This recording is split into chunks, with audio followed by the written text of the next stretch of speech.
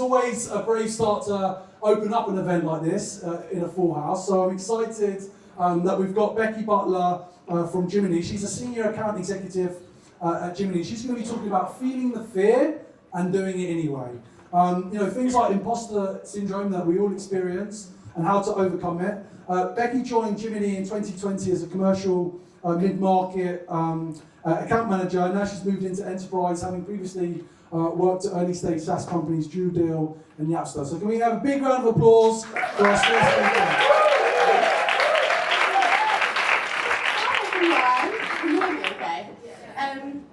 Hi everyone. Oh, it's so nice to be here. It's so nice to see a room of absolute legends. Okay, so when James asked me to speak at this event a couple of months ago, I've been to a couple of sales confidence events, and hand on heart, every single speaker I have come away with something from every single 7 minutes. So hopefully you will do that today. So I am going to be talking about feeling the fear and doing it anyway. When I thought about what I was going to talk about, I thought, what would be like the one piece of advice that I could give to any fellow salesperson?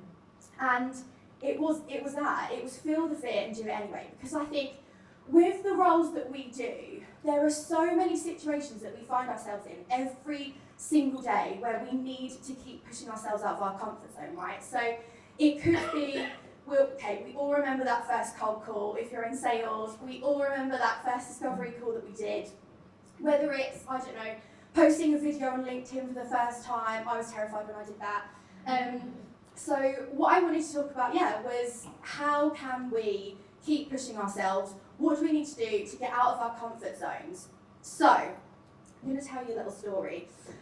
Before I do that, the whole basis of this is my boss Tom said to me a couple of weeks ago when I first started at Jiminny, he said, to be a master in anything, we need to have done it for 10,000 hours.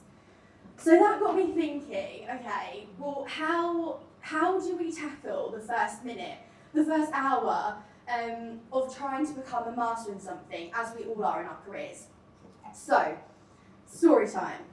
I'll tell you about a very, very pivotal moment that happened to me a few years ago, where I really, really learned how to feel the fear and do it anyway. So, rewind, picture a much younger Becky. I didn't need as many Botox appointments as I have now, and I wasn't haggard living quarter to quarter. I had literally just got my first AE role. So I'd been an SDR for like a year, and someone crazy decided to take a chance on me and let me start closing my own sales processes. So that person really, really took a chance, and it was like a 360 sales role, so we didn't really have SDRs. I was booking my own meetings. I was running the sales process. So a couple of weeks in, I smashed it. I put this meeting with Travel Lodge. We were selling into hospitality. It's a hospitality tech platform. And I put this meeting with Travel Lodge. I was absolutely buzzing. When I called this woman, she actually sounded genuinely interested. When does that ever happen? Literally never. So she was like, okay, great, right, pencil me in for 9 a.m. next Tuesday, come to the Travel Lodge head office, and I'll bring 6 of the C-suite. I was like, okay, great. So I called my boss, and I was like, okay, amazing, we've got this meeting. Could be game-changing for the business, and he agreed to come. So, fast forward to that Tuesday morning, and he got the flu, didn't he? Classic man flu. Most of us in here have just got our makeup on and actually got the bus. But anyway, so he told me, okay, you're going to have to do it on your own. Absolute panic stations. I'd never run even an online discovery call before. I'd never even held a room of people. How was I meant to walk into Travel Lodge and try to sell this platform to people that had been in the hospitality industry for decades? It was awful, panic stations. So, gets on the bus, get off at Charing Cross Road. I'm outside Cafe Nero. Anyone that knows that Cafe Nero is grim. I was outside chain smoking, and I did what I always do. I did what I always do when I am not coping, and I called my mum. So, called my mum, and just for a bit of context, my mum is a bit of a boss. Like, she has been a client services director. She's done the same job for 30 years, and she said something to me that absolutely floored me. And she said, I still get nervous when I go into my pitches or my meetings. And I thought, what? How? You've been doing this 30 years. And she said, it's because I still really care. And I thought, in that moment, I realised, I had this absolute epiphany, and I thought, the fear is never going to go away. It's never going to go away, because as salespeople, we are driven by overachieving, hitting our targets. So I'm always going to care, and I'm always going to want to overachieve. So that kind of led me on to starting to work out how I could really, really start to harness that fear and turn it into power. So it led me to looking at, what is a comfort zone? How can I keep pushing myself out of my comfort zone?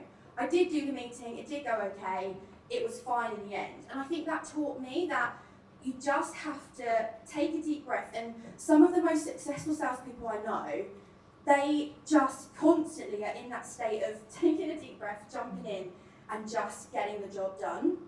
So let me just switch my cards because I have a quote for you. So, not to sound like an Instagram post, but I did see this quote around the same time, and it said, everything you've ever wanted is just one step out of your comfort zone. Amen, guys. Thank you, Jane. That really, really struck me. So I started looking at what is a comfort zone, and this is what a comfort zone is, right? It's a behavioural state within which a person operates in an anxiety-neutral condition using a limited set of behaviours to deliver a steady level of performance. Well, we're salespeople, we don't do steady levels of performance. We want to be overachieving. So it made me realise what good comes from a comfort zone? Nothing. Nothing comes from it. So how do we step out of it? And I really, really, really, really wanted to give you something to take away today when you feel that fear and you're thinking, how on earth am I going to tackle this situation? So the first one was, identify what it is that you want to tackle. So I think subconsciously, when I'm around the travel lodge time, the travel lodge gate, I was trying desperately to successfully make that switch from SDR to AE. So that was the thing that I was focused on. There was probably about 20 other things I could have focused on, going to the gym 4 times a week and God knows what else, but I needed to just focus on that. So what I would really, really suggest is, if you have something in your life where you feel stuck, or in your career and you feel unfulfilled, and there's something that you really, really, really want to achieve, just focus on that for the next 6 months of the next year. Don't overwhelm yourself, because Rome wasn't built in a day, and if there's just one thing, it could be building your personal brand, it could be absolutely acing price negotiations, anything like that. Just focus on that for 6 months, a year, and see where you get to. Second, I try to imagine what could happen, right? What could happen if I don't let the fear take over? What amazing things could happen? And that mindset has really, really changed things for me, And you can flip it on its head, and you can think, okay, what will happen if I don't do this? What would have happened if on Charing Cross Road I would have let the fear take over me, and I would have rescheduled, and we wouldn't have got the deal, and I would have felt really, really rubbish. So just think about all the amazing things that can happen if you keep pushing yourself out of your comfort zone. Third, I'm nearly done. Third, Ronan Keating. He told us life is a roller coaster. So try to enjoy the ride. You are going to constantly be in this flux of comfort zone, then growth zone, then comfort zone. And the best thing that has helped me is just trying to enjoy it, because when you feel terrified about something, it means that you're growing and it means that you're developing. Fourth and last, I promise. This one's quite pertinent for all of us in the room, all of us women in sales. I think, women in particular, I think we definitely struggle with perfectionism.